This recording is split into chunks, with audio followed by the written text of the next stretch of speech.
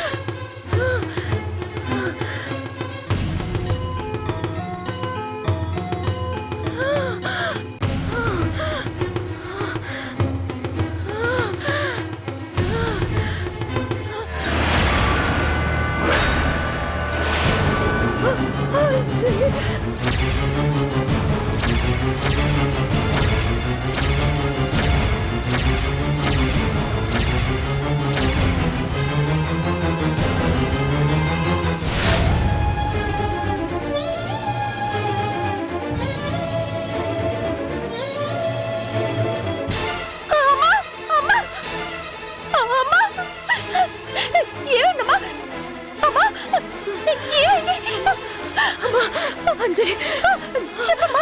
అంజలి ఏంటమ్మా ఇది? అమ్మా ఏంటి ఈ రక్తం ఏంటి? దెబ్బలేంటి?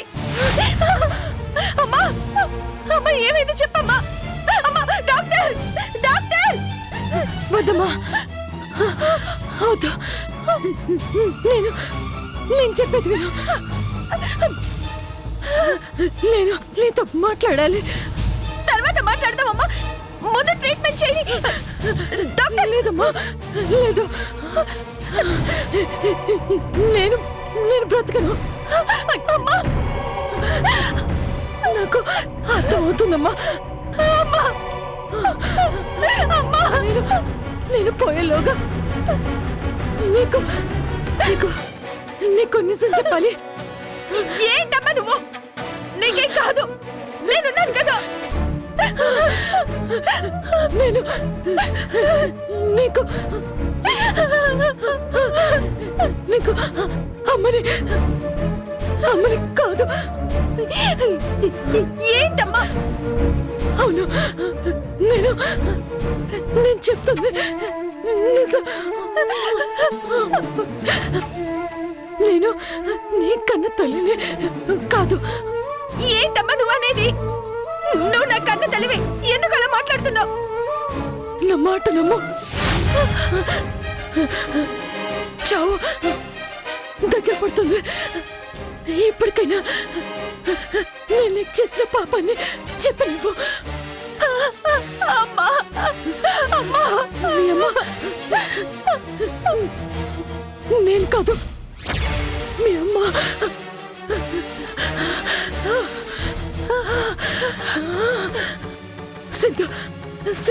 సింధు చమ్మగారు,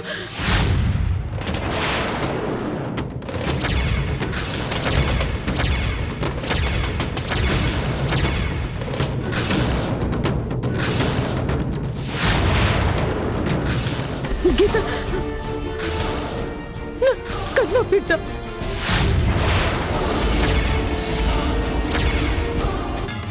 నువ్వు ఆ సింధు చెమ్మ కన్న బిడ్డవి. ఇది ఇది నిజం తల్లి. నీ మీద ఓటమ్మా, ఓటు.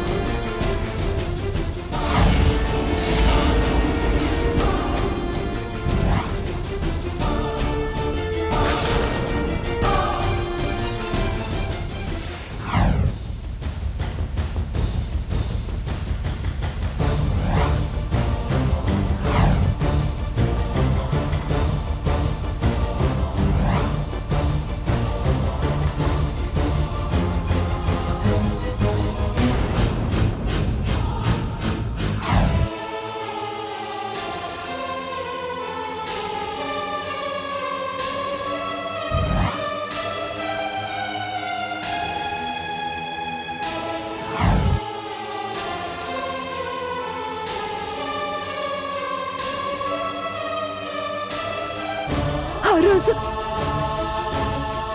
నా స్వార్థంతో చేసిన పనికి నీ జీవితం నాశనమైంది.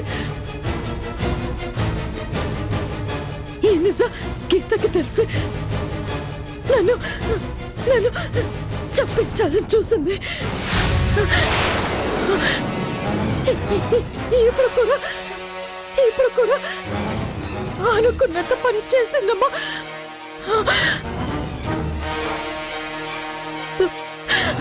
నేను పోయేలోగా నన్ను క్షమించమని అడగాలనుకున్నాను. దేవుడు నా మొర విన్నాడు. నన్ను క్షమించమ్మా. అమ్మా, గీతతో జాగ్రత్త తల్లి. అదే దుర్మార్గురాలు. నా భర్తకు కూడా ఈ నిజం తెలుసని ఆయన్ని కూడా చంపించాలని చూస్తుంది. ఈ అమ్మ నాన్నని ఇంట్లో నుంచి పంపించింది. ఈ నిజం నీకు తెలిసిందని గీతకి తెలిస్తే నిన్ను కూడా చంపేస్తుంది.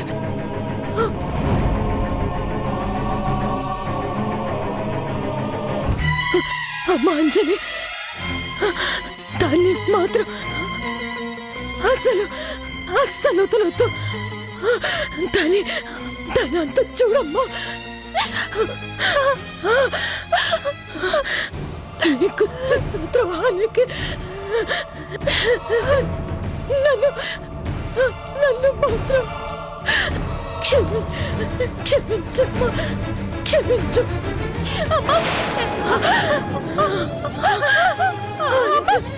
క్షమించు.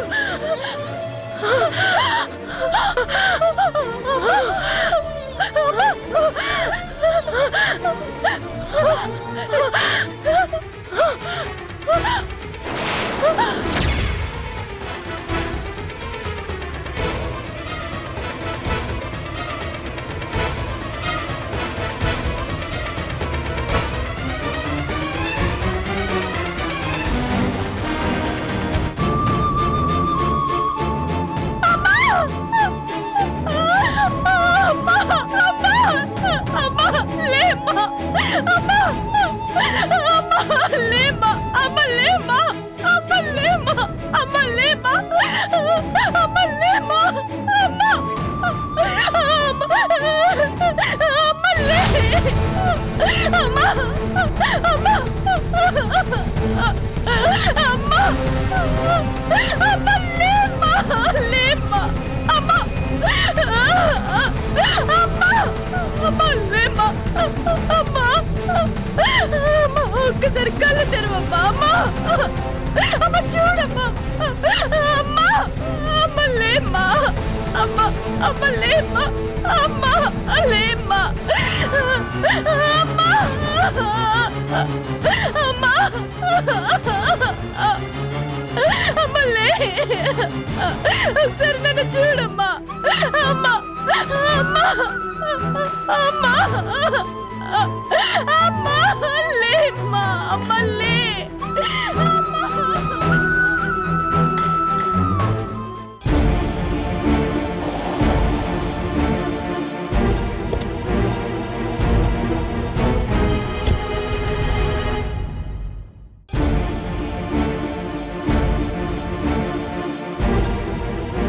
నమస్తే మేడం. నమస్తే మూర్తి గారు, నమస్కారం. కూర్చోండి. మీతో ఒక ముఖ్యమైన విషయం మాట్లాడాలి. ఏంటో చెప్పండి. అది మీ ఇంట్లో పనిచేసే లచ్చమ్మ. లచ్చమ్మకేమైంది? యాక్సిడెంట్లో చనిపోయిందండి.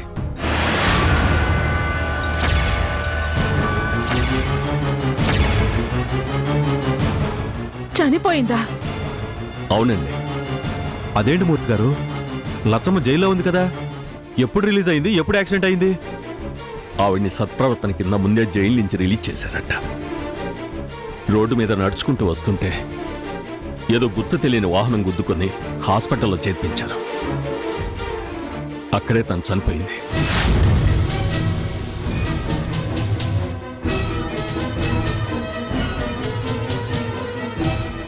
ఎంత పని జరిగింది చూడు సీను. మనతో పాటు కలిసి బతికింది, మన మనిషిగా మెలిగింది. ఇంకో 10 రోజుల్లో జైలు నుంచి బయటకు వస్తుందని ఎదురు చూస్తుంటే ఎలాంటి వార్త వినాల్సి వచ్చిందో చూడు.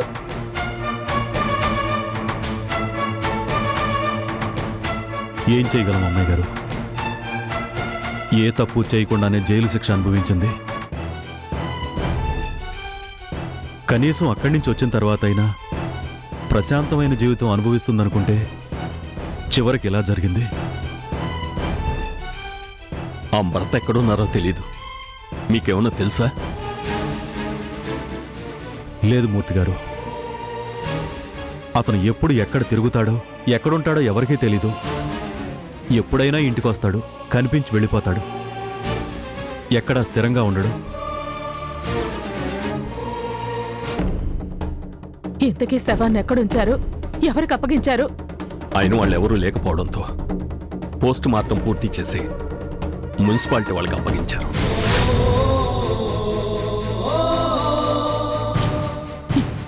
మున్సిపాలిటీ వాళ్ళకి అప్పగించారా?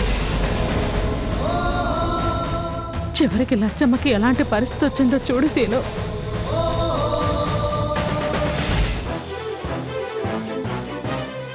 లచ్చమ్మ కేవలం మా ఇంటి మనిషి మాత్రమే కాదు మూర్తి గారు, నన్ను తల్లిని చేసిన దేవత. చనిపోయింది అనుకున్న నా బిడ్డని తిరిగి తీసుకుని వచ్చి అప్పగించి నన్ను అమ్మని చేసింది. తను ఏ రోజు మా దగ్గర పని మనిషిగా లేదు, మా ఇంటి మనిషిగానే బతికింది. ఈ సమయంలో అంజలి ఉండాల్సింది. కన్న తల్లి ఆఖరి చూపులైనా తనకి దక్కేది. ఆ అవకాశం కూడా లేకుండా పోయింది. అంజలి చేతిలోనే ఆవిడ చనిపోయిందన్న విషయం మీకు చెప్పలేను. అంజలి బయటపడలేకనే మీకు ఈ విషయం చెప్పిరమ్మని నన్ను పంపించింది. ఇక్కడ మీరెంత బాధపడుతున్నారు, అక్కడ అంజలి ఇంతకంటే ఎక్కువ బాధపడుతుంది. సింహాద్రి ఎక్కడున్నాడో ఏంటో వెతికి పట్టుకోవాలి అమ్మాయి గారు. అటు కన్నబిడ్డ లేక, ఇటు కట్టుకున్న భర్త లేక అనాథలాగా సాగనంపడం అవుతుంది. లేదు సీను, లచ్చమ్మని అనాథలాగా పంపించకూడదు. మనం ఉన్నాం కదా, వెళదాం పద. ఉన్నంతలోనే లచ్చమ్మకి దహన సంస్కారాలు జరిపిద్దాం. సరే అమ్మాయి గారు. మూర్తి గారు ముందు ఆ హాస్పిటల్కి వెళదాం పదండి. మనం వెళ్ళిన అవకాశం లేదండి. ఇప్పటికే బాడీని తీసుకుని వెళ్ళుంటారు. అయినా పర్లేదు, కనీసం ఆఖరి చూపులైనా చూసుకుంటాం. వెళదాం పదండి. రండి.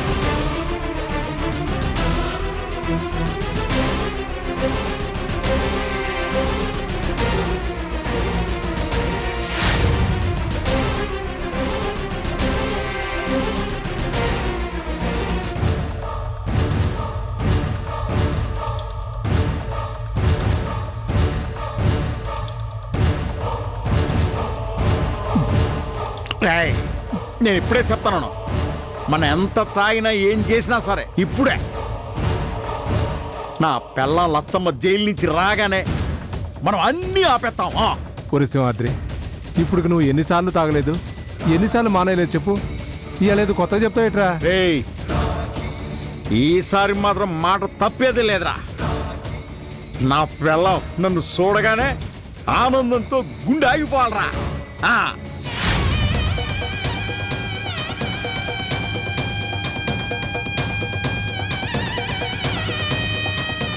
నా మొగుడు ఇంత మంచోడా అని సంతోషంతో చచ్చిపోవాలంతే.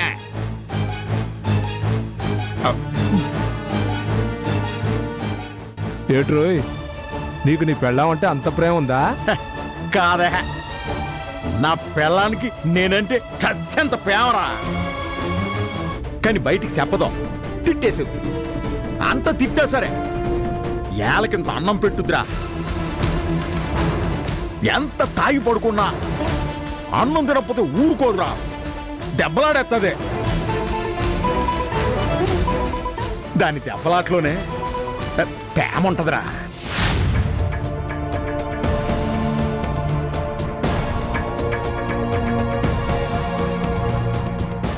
ఏట్రా, నీలో ఎంత మార్పు వచ్చిందేట్రా? రావాలరా, ఎవరికైనా సరే మార్పు అనేది రావాలి. పెళ్ళాం కోసమైనా మారకపోతే ఎందుకు రీ జన్మ. ఇంకా ఎంతకాలం ఉంటామో తేలదు. పోయేదాకైనా పెళ్ళని బాగా చూసుకోవాలరా, చూసుకోవాలి. చూసుకుంటాను రా, బాగా చూసుకుంటాను రా.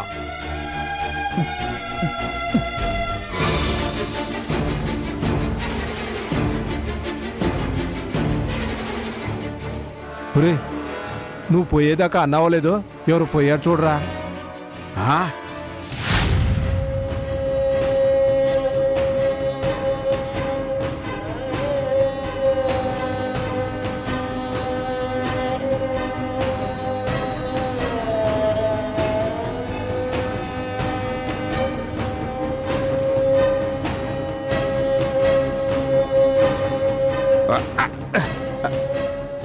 బాబా ఒక్క నిమిషం ఆపండి.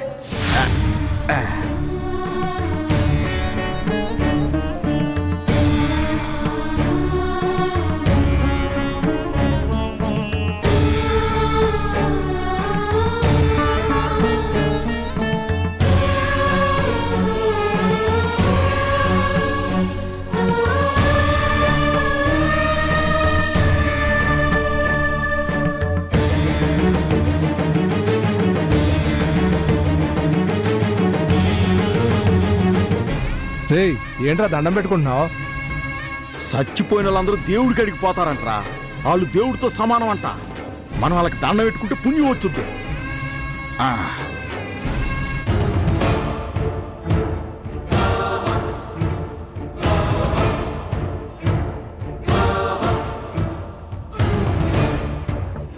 ఇదిగో తల్లే, దేవుడికి అడిగిపోతున్న నువ్వు ఎవరో నాకు తెలదు, కానీ నువ్వు కూడా దేవుడని దండం పెడుతున్నాను. నేను నా లచ్చమ్మ చాలా సంతోషంగా ఉండాల.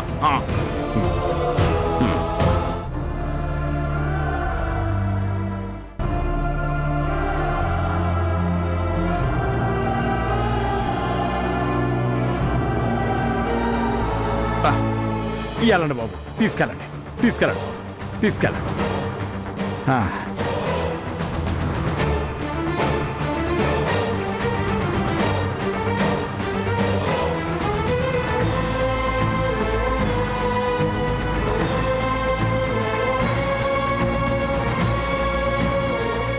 ఎవరో మహాతలిలా ఉందిరా.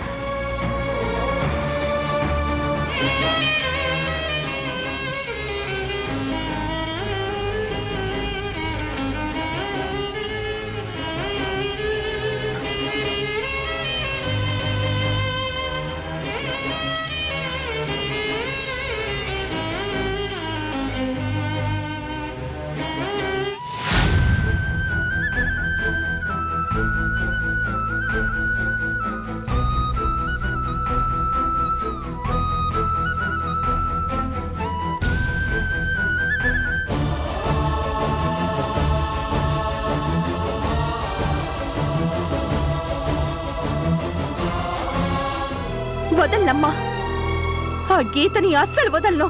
తెలిసి కూడా నిన్ను చంపిందంటే తను మనిషే కాదు. నిన్ను చంపిన ఆ గీతను ఊరికే వదలను. ఏ ఆస్తి కోసం, ఏ హోదా కోసం ఇన్ని పాపాలు చేసిందో అవే లేకుండా చేస్తాను.